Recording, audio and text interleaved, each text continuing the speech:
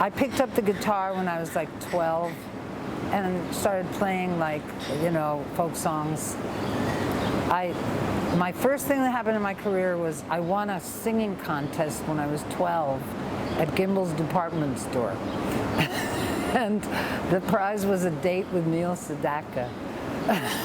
And it never happened. I don't think he was into girls anyway. But anyway, I just started strumming guitar, and that's when my form of rebellion musically was that my mom was vocalizing around the house and singing opera. There was opera everywhere. Oh.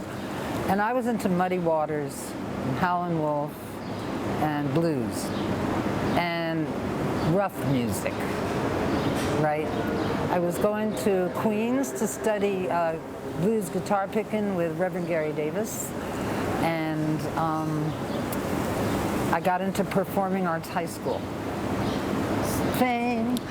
So I was in the school, but not in the music department. I got into the drama department. And I went in because I wanted to be a Shakespearean actress. I was in love with Shakespeare.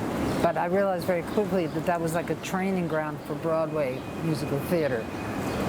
But anyway, that was interesting. But yeah, I grew up with books and music, classical music, culture, and I realized that my dad, who had started off as a social worker but went into business as a hotel guy,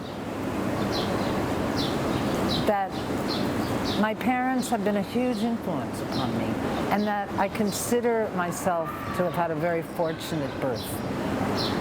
To be in New York, to be in an upper middle class family, to grow up in a good apartment, to grow up with lots of, things like my dad took me to the Bolshoi Ballet when I was 10, things like that.